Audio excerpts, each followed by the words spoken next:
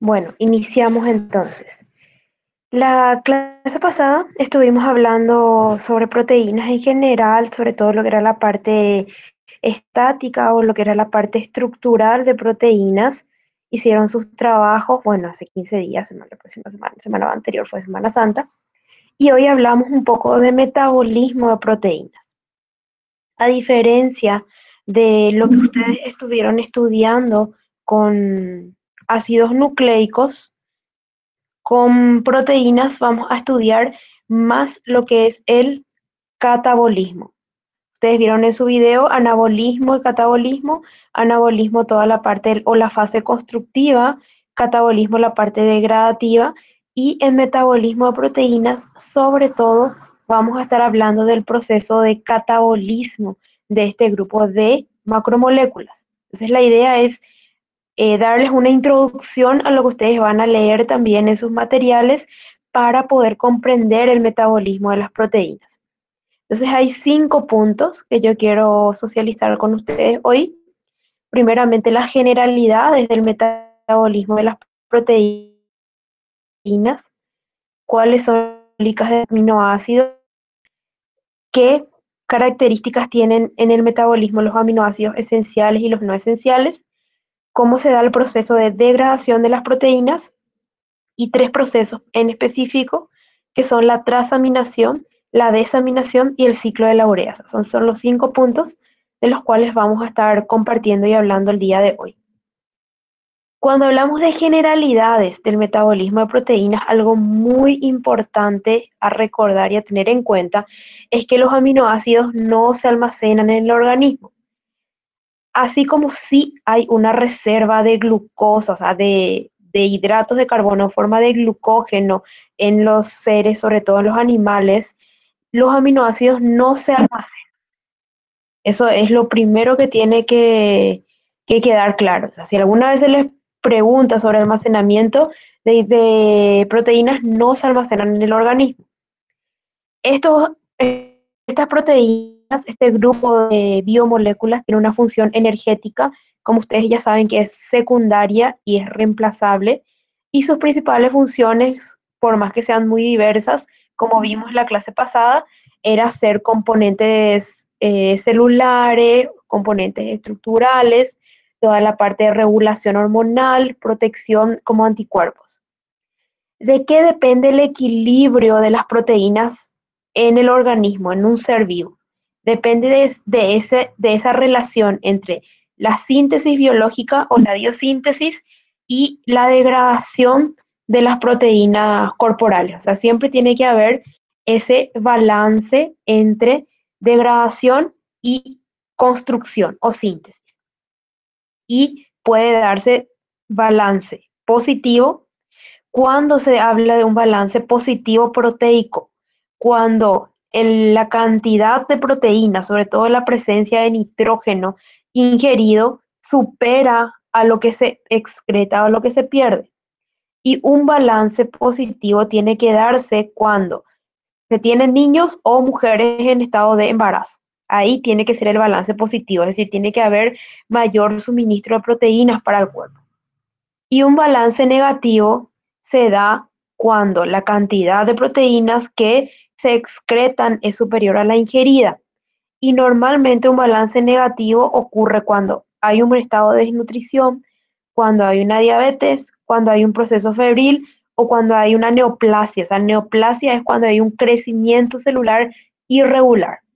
Entonces, en esos casos se puede tener un balance negativo.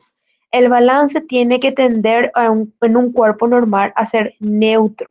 Es decir, lo que se ingiere tiene que ser igual a lo que se excreta. Tiene que haber una regulación entre lo que entra y lo que sale. Y sobre eso se basa el estudio de metabolismo de proteínas. Esta es una imagen que ustedes van a ver en el libro de Blanco. Cuando hablamos de vías metabólicas de los aminoácidos, que son los principales constituyentes proteicos, hay un concepto que tienen que recordar siempre, que es el concepto del pool metabólico o de los grupos metabólicos que están refiriéndose a que hay un sitio en el organismo, en el hígado, donde confluyen, se unen los aminoácidos que se absorben a nivel intestinal en los enterocitos, en las células intestinales, por absorción de los nutrientes que están presentes en lo que nosotros comemos. Los aminoácidos de la degradación de proteínas que estaban presentes ya en el organismo. Las proteínas, vamos a ver que tienen distintos niveles o etapas de vida o tiempos de vida, entonces ellas se van degradando. Y también aquellos aminoácidos que sí se sintetizan en el organismo. Entonces, aminoácidos de la alimentación, aminoácidos de la degradación y aminoácidos de la síntesis confluyen en un mismo lugar que se conoce como el pool metabólico. Es como una bolsa común donde todos los aminoácidos están juntos. ¿Para qué? Para seguir tres posibles vías.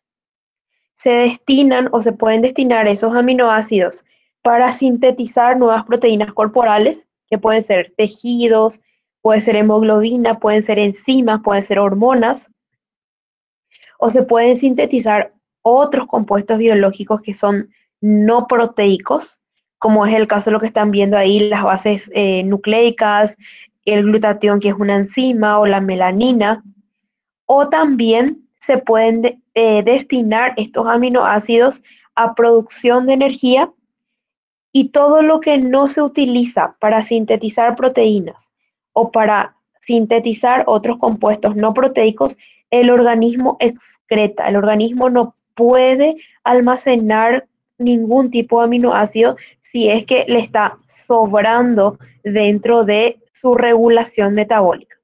Y ese proceso de excreción se da a través de un proceso energético, que es el que nosotros vamos a estar hablando ahora, y se refiere al catabolismo, a la degradación de estos aminoácidos para tener un equilibrio y un balance neutro de estos compuestos en el organismo. Entonces, estas vías metabólicas puede ser utilizar sin modificar los aminoácidos, es decir, ingresa lisina, ingresa isoleucina, ingresa valina y usamos así tal cual. O se pueden transformar estos aminoácidos en otros compuestos no proteicos, o se pueden degradar con fines energéticos como la gluconeogénesis, o pueden ser directamente ya eliminados del organismo cuando no son necesarios. Esas son las opciones metabólicas de los aminoácidos. Algo que tenemos que conocer se conoce, o sea, son la vida media de las proteínas. Y hay tres tipos de proteínas. Las proteínas que se conocen como de exportación, que tienen una degradación rápida, su vida media es horas o días, pueden ser enzimas digestivas, hormonas, anticuerpos, son enzimas que se crean y se degradan rápidamente. Después están las proteínas que tienen una función regulatoria. Estas son las que tienen la vida más corta. Las proteínas de función regulatoria normalmente no duran más que horas y están relacionadas con enzimas catalizadoras, específicamente de vías metabólicas, y también enzimas que intervienen como factores de transcripción. Y factores de transcripción tienen que ver con la parte de control de material genético. Esas son proteínas que duran horas y después se degradan. Y el tercer grupo proteico es el de proteínas que tienen funciones estructurales. Estas proteínas son las que tienen una vida media más larga, normalmente duran meses, y un ejemplo de esta puede ser el colágeno, que contribuye o que favorece todo lo que son las funciones reguladoras de la piel. ¿Por qué nos interesa conocer este concepto de vida media de las proteínas? Porque cuando termina la vida o la funcionalidad de una proteína, el cuerpo tiene que eliminar las que ya no cumplen una función. Y aquí vamos a recordar algo que ustedes estudiaron en biología. ¿Se acuerdan que había un organelo celular que estaba presente, sobre todo en los animales, que recibe el nombre de lisosoma? Estos organelos celulares son los encargados de degradar las proteínas que ya cumplieron su función, que ya llegaron a su vida útil. Y toda esta eliminación de proteínas están reguladas por un grupo muy particular de enzimas. Esas enzimas se llaman o responden al grupo proteasa. ¿Por qué proteasa? Porque son degradadoras de proteínas. Se pueden encontrar un grupo particular de enzimas llamados catepsinas. Las catepsinas son las que degradan proteínas extracelulares. ¿Cuáles son aquellas proteínas extracelulares? Aquellas que no se originaron, que no se construyeron dentro de la célula, sino que ingresaron a la célula para cumplir una función específica. Entonces, las que son extracelulares se degradan gracias a las enzimas catepsinas. Por otro lado, las proteínas internas de la célula, es decir, las proteínas que constituyen la membrana celular, las proteínas que constituyen los otros organelos celulares, van a ser degradadas cuando llegan a su vida útil por otro grupo de proteínas, de enzimas que son las calpaínas y las caspasas. Entonces, cuando la proteína que se va a degradar es extracelular, la enzima responsable es la catepsina. Cuando la proteína que se va a degradar es interna a la célula, la enzima que va a intervenir es la calpaína y la caspasa, que siempre van a estar funcionando o van a estar trabajando o activadas por el calcio. Se requiere presencia del ion de calcio. Y todo esto ocurre en unos complejos multienzimáticos que reciben el nombre de proteosomas. Y esto es cuando hablamos de un complejo multienzimático, hablamos de una serie de procesos que están siendo acompañados por diferentes enzimas. El grupo de enzimas es el que recibe el nombre de proteosoma. Y es importante aquí conocer el nombre de un compuesto que les puse en rojo, que es la ubiquitina. Este compuesto lo que hace es, cuando el organismo ya identifica que una proteína está llegando a su vida útil, automáticamente le marca. Es decir, favorece la unión de esa proteína que está a punto de ser degradada con la unión a una enzima que se llama ubiquitina. Entonces, ¿qué o cómo interpreta eso el lisosoma? Cuando encuentra una proteína que está acompañada de la primera enzima, que es la ubiquitina, tiene ya la información de que esa proteína va a tener que ser degradada. Llegó a su vida útil. ¿Me están escuchando? Sí. Muchas gracias, gracias. Bueno, entonces, es importante conocer un poco estos procesos de cómo funcionan los metabolismos de degradación de las proteínas. Y entender de que tenemos los aminoácidos esenciales y los aminoácidos no esenciales que ustedes ya conocieron, cómo nos interesan relacionarlos con metabolismo. Nosotros tenemos en lo que estudiamos como aminoácidos esenciales, y acá les puse la tablita que también van a encontrar en el material de blanco, lo que requiere un humano adulto son 8. Estos 8 sí o sí tienen que estar presentes. Y estos son aquellos que tienen un proceso metabólico rápido. Los aminoácidos esenciales necesitan un suministro diario. No se almacenan en el organismo y sí o sí, acá incluso tienen los requerimientos en gramos diarios que se necesitan para que se cubran las necesidades de los procesos metabólicos a nivel proteico. Los no esenciales son, desde el punto de vista metabólico, son aquellos que el organismo puede sintetizar y que requiere la presencia en la célula de otros aminoácidos para poder originarse. Entonces, ¿cuáles son las características metabólicas de los esenciales? Porque hay 20 esenciales. Estos 8 son los más importantes porque pueden convertirse en otros aminoácidos también de carácter esencial por procesos enzimáticos de transformación. Entonces, estos 8 sí o sí tienen que estar suministrados con la dieta.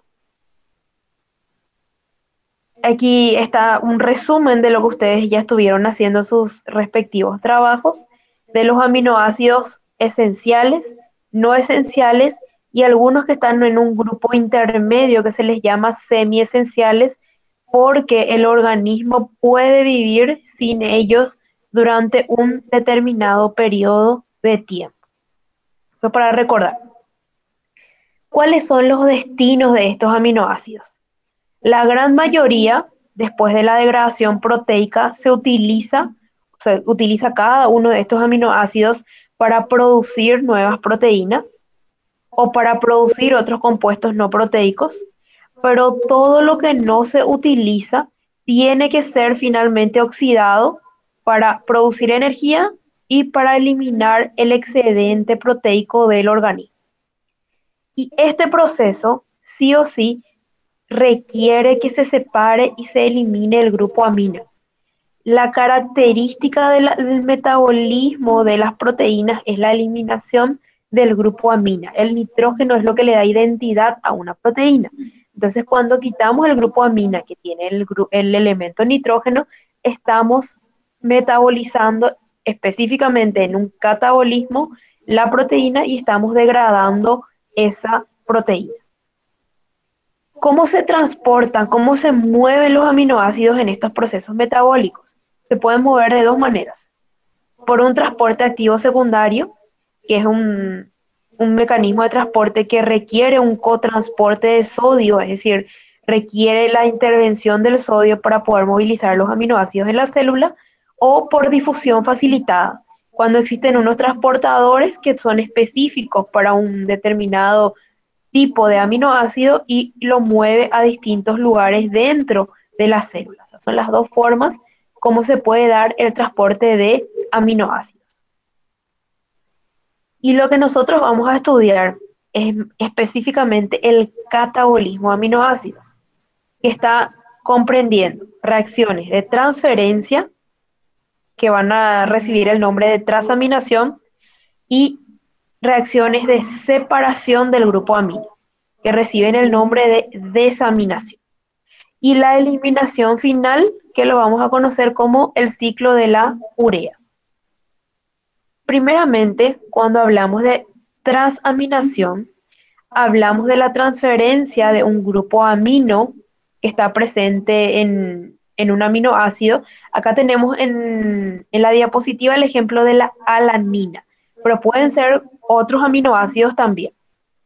Y interviene o reacciona por acción de enzimas, específicamente de transaminasas, con un cetoácido, es decir, con un ácido orgánico que tiene un grupo cetona. En este caso es el ácido cetoglutárico. ¿Y qué es lo que ocurre? Por acción de una coenzima que se llama piridoxal fosfato, se transfiere el grupo amino del aminoácido a el ácido y se originan de esa manera dos ácidos, el ácido pirúvico en este caso y el ácido glutámico. Resúmenes de estas reacciones de transaminación ustedes van a encontrar en el libro de Blanco.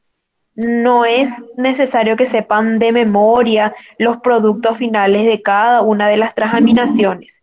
Lo que es importante es poder entender que la transaminación, primeramente, es un proceso reversible. Esta transferencia del grupo amina se puede dar nuevamente, o sea, el ácido le puede ceder nuevamente al otro producto su grupo amino y puede quedar nuevamente aminoácido. Es reversible, por eso ustedes ven la doble flecha en la reacción. En el caso que queden los dos productos como en estado ácido, eso va a ir a lo que se va a conocer como el ciclo de la urea, que elimina exceso proteico del organismo. Entonces, ¿qué es importante saber de la transaminación? Es un proceso en el cual un aminoácido transfiere el grupo amina a un cetoácido para dar origen a esos elementos, a esos compuestos que van a ir al ciclo de la urea. El otro proceso que se puede dar es el proceso de la desaminación. Y acá ustedes en este gráfico pueden ver un comparativo.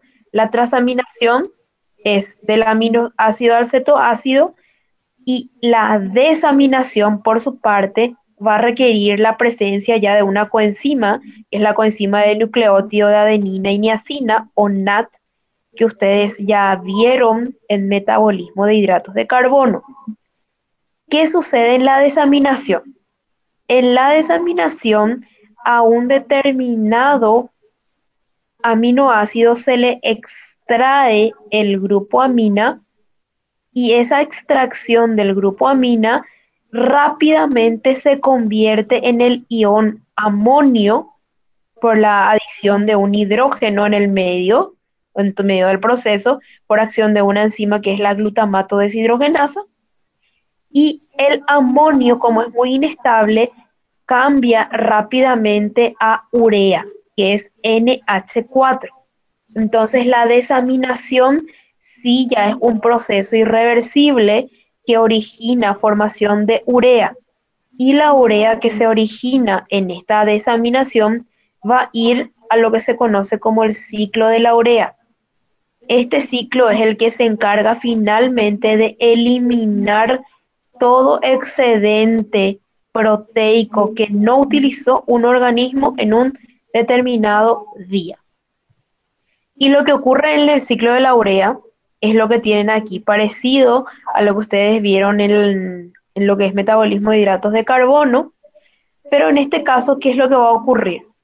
Va a ocurrir que el amoníaco que se convierte en urea en el hígado va a entrar a un proceso y se va a formar un compuesto que se llama carbamilfosfato, que va a ir cambiando a diferentes formas, desde ornitina, citrulina, para principalmente ir eliminando todos los compuestos de contenido proteico o presencia de el grupo amina a lo largo de este ciclaje y se elimina de manera renal.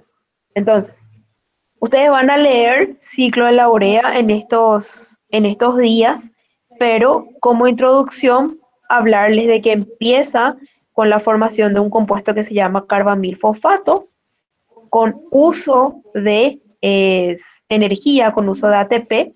Esta reacción se da en las mitocondrias de los hepatocitos de las células del hígado.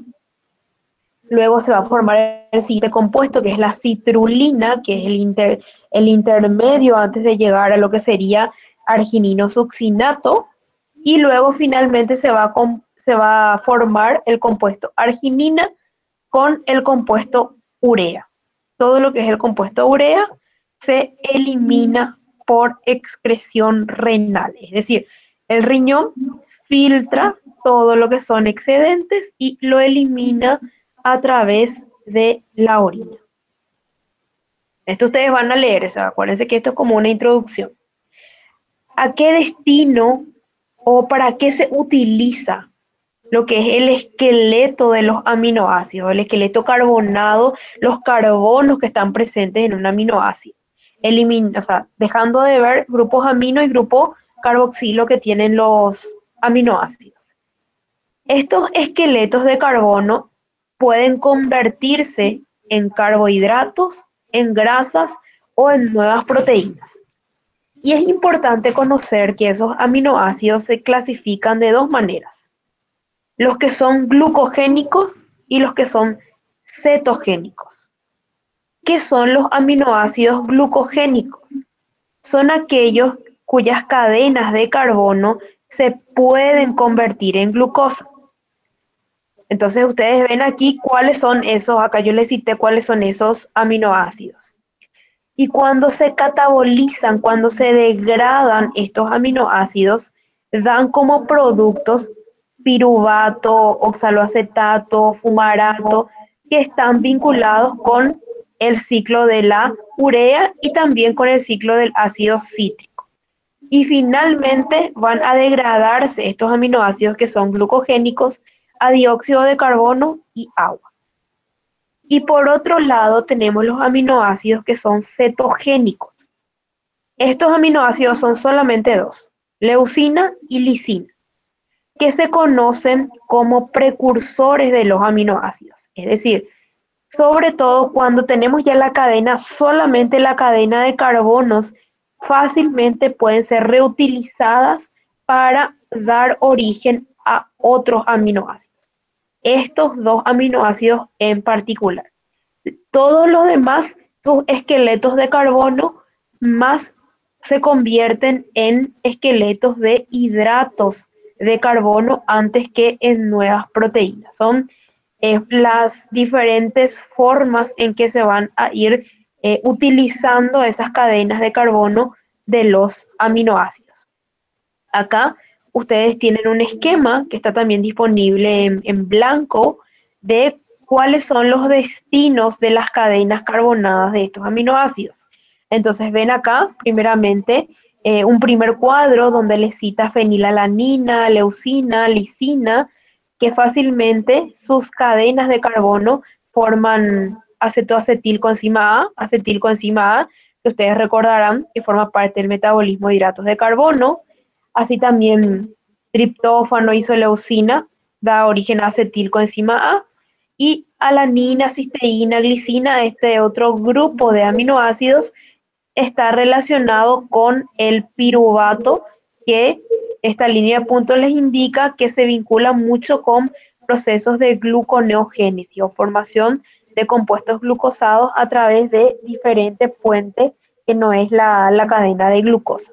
Entonces, es importante saber que los aminoácidos pueden originar otros compuestos, no solamente a partir de la eliminación del grupo amina, sino también a lo largo de lo que es su cadena de carbonos. Entonces, hay una complejidad interesante cuando hablamos de lo que es metabolismo de proteínas o metabolismo de aminoácidos, que sobre todo se vincula con dar continuidad a estos compuestos que son necesarios para la regulación del funcionamiento del organismo. Recuerden que tenemos más de 8 funciones que cumplen todas estas proteínas, desde la regulación estructural hasta la regulación de la inmunidad, las hormonas y las enzimas. Entonces, por eso que el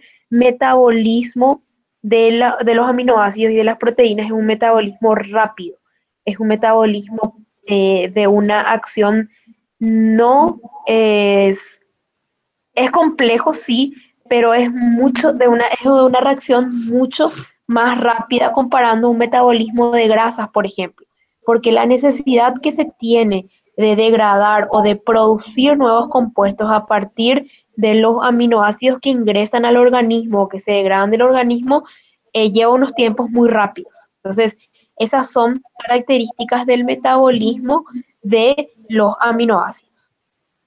Eso era lo que yo hoy quería compartir con ustedes a modo de introducción